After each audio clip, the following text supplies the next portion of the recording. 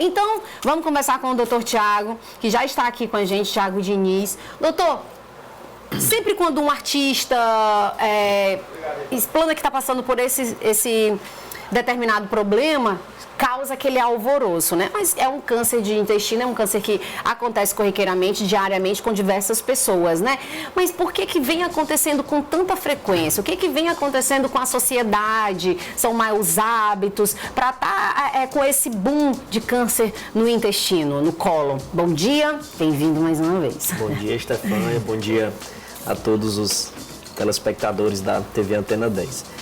Bom, sempre que algum artista, né, alguma pessoa conhecida, que ainda mais agora que foi uma série de 4, 5 pessoas que tiveram câncer coloretal, as pessoas pensam logo, nossa, mas é tão comum assim? Então a resposta é sim. O câncer coloretal, câncer de cólon ou intestino grosso, né, envolve toda a porção do intestino grosso, do reto e do ânus, do canal anal.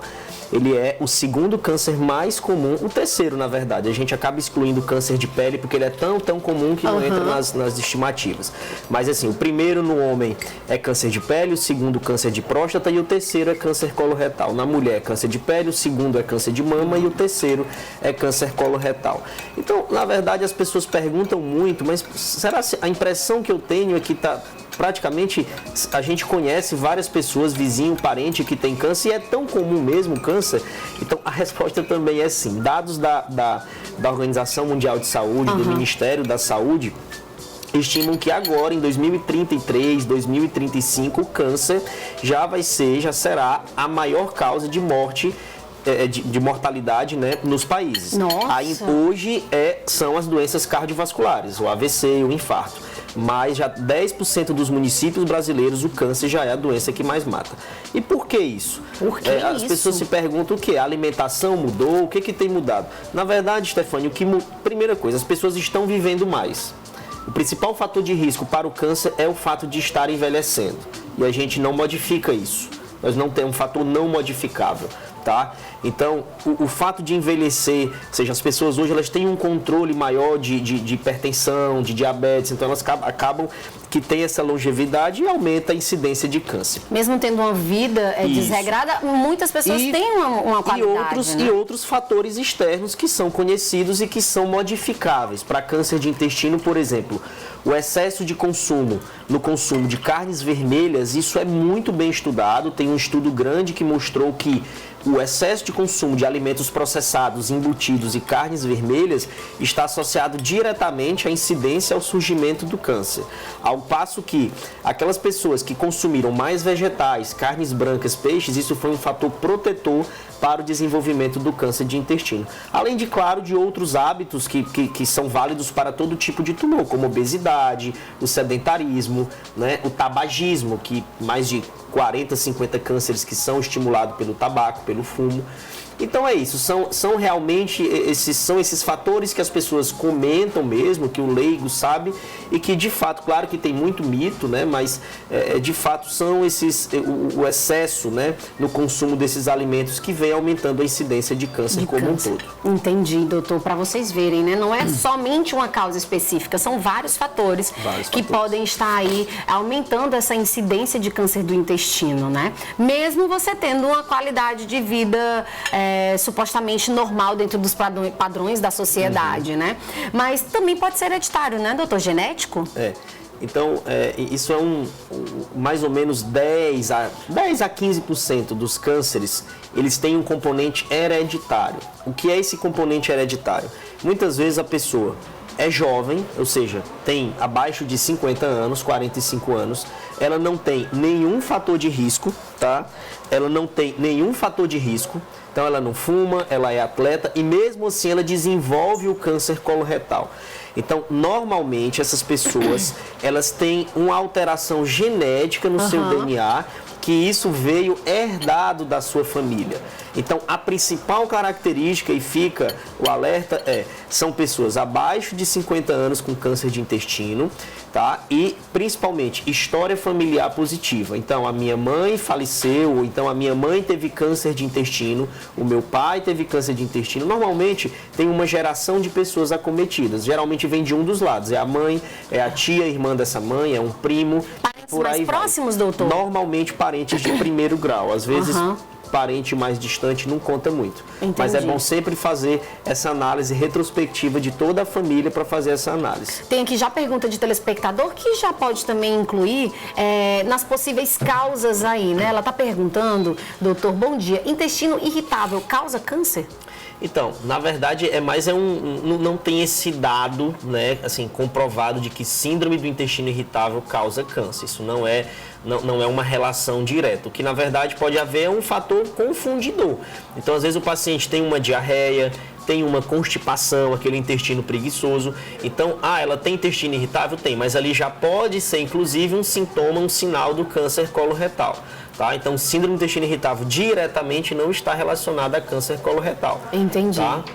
Doutor, e como que é que o câncer se desenvolve dentro da pessoa, na pessoa? Ela não está com nada, mas aí do nada aparece sintomas e algo que possa estar relacionado a pessoa ter o câncer. Então, tudo surge de uma alteração numa célula, né, algo microscópio, normalmente estimulado por esses fatores de risco, né? Você imagina o HPV no colo uterino, o sol na pele, a carne vermelha, né, no intestino grosso, no câncer coloretal. Então, essa célula ela tem um erro no seu DNA que ela começa a se multiplicar desenfreadamente. Se multiplica, começa a crescer, forma um tumor, o organismo não consegue ter um controle desse crescimento e esse tumor começa a crescer, às vezes caem células na corrente sanguínea que dão as metástases, né, que é o tumor se espalhando. O tumor às vezes cresce também no lugar, por exemplo, o câncer de intestino pode comprimir a bexiga, comprimir o útero. Desculpa, né? doutor, você falou em metástases. Essas metástases, elas podem acontecer no início do câncer ou somente quando o câncer já está em um tamanho já bem considerável? Então, aí depende muito do corpo, aí são coisas que a gente não sabe. Não sabe, Às né? vezes tem paciente, por exemplo, câncer de pâncreas. Tem nada a ver com o assunto, mas é um tumor que mesmo pequenininho ele já dá metástase para outros órgãos. Entendi. Mas via de regra, a metástase, a doença espalhada, ela é mais comum no câncer maior, no tumor grande, no tumor que já dá um sintoma. Né? Entendi, doutor. Mas é isso aí, gente. Você pode continuar participando pelo 995553668. Doutor, a pergunta que não quer calar também, pergunta de telespectador. Sintoma. Sei que a gente já pontuou aqui, mas acho que as pessoas acabam ficando um pouco assustadas, né? E sintomas desse... Qualquer tipo de tumor, qualquer tipo de câncer, normalmente, quando o paciente vem a ter sintoma, às vezes a doença já está instalada, já é uma doença um pouquinho maior, tá? Então, o câncer de intestino, né? O câncer de intestino, ele tem alguns sintomas que precisa ficar bem atento. Primeiro, cólica, né? Então, o paciente que tem mais que 50 anos e tem uma cólica que começou repentinamente, nunca teve isso, tá? Aquela astenia, fraqueza, perda de peso de forma inesperada, não estou fazendo dieta, não estou fazendo nada e estou perdendo peso, as roupas estão ficando folgadas, isso não é comum. Anemia no idoso, isso é importantíssimo. Então, aquele idoso que tem uma anemia, anemia é perda de sangue. Quem está com anemia está perdendo sangue por algum órgão. Então, sempre precisa investigar o aparelho digestivo. Sangue nas fezes, alteração no formato das fezes. Então, às vezes o paciente relata, doutor, o meu cocô tá umas fitinhas ou tem umas bolinhas. Então, isso pode sim também ser sinal ou sintoma de câncer de intestino. Tá? Nossa, gente, tá aí.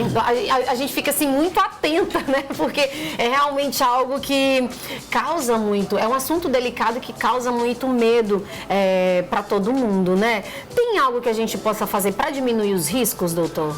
Tem sim. Existem dois tipos de prevenção para o câncer. Existe o que nós chamamos de prevenção primária.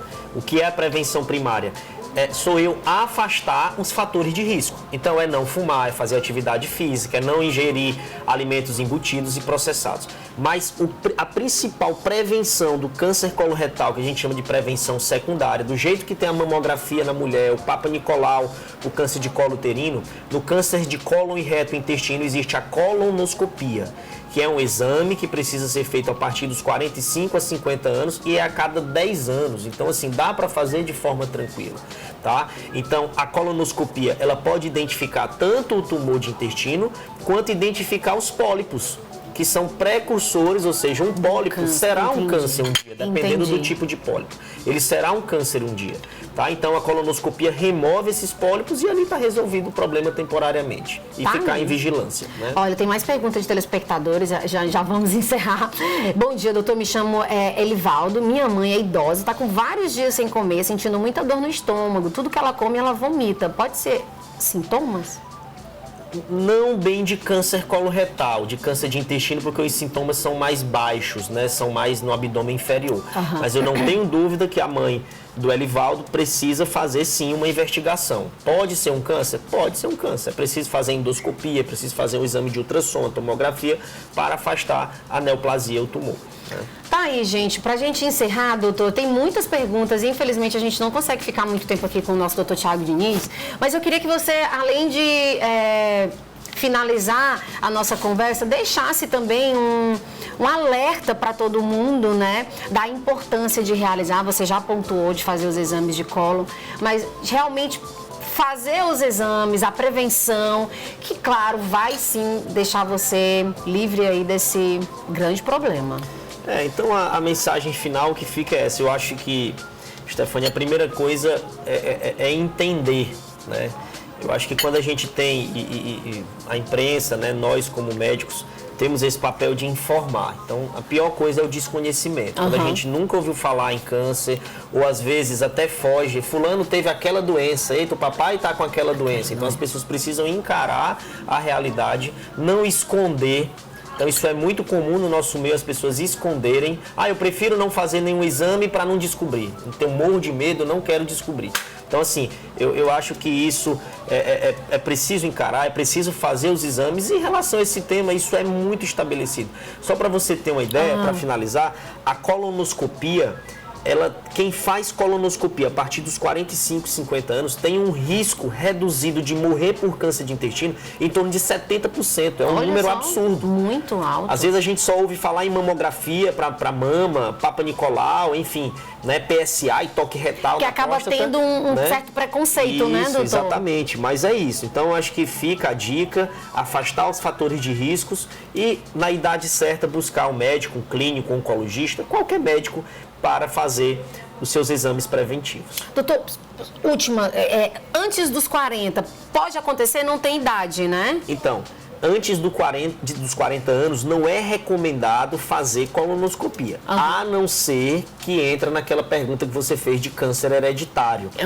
Então, assim, normalmente, se o meu pai teve câncer de intestino aos 45 anos, preconiza-se que o filho faça 10 anos antes do pai. Ou seja, se meu pai teve com 45 anos, eu tenho que fazer aos 35 anos. Entendi. Porque esses pacientes podem ter um processo de desenvolvimento do câncer de forma mais acelerada. Respondido, né, gente? Tá aí, doutor. Muito obrigado. Nada. Seja sempre muito bem-vindo aqui ao nosso Bom Demais. Muito obrigado pelos seus esclarecimentos. Eu espero que a gente tenha ajudado muitas pessoas aí em casa a procurar, sim, ir ao médico, se prevenir, que é o mais importante, né, doutor? É isso, sim.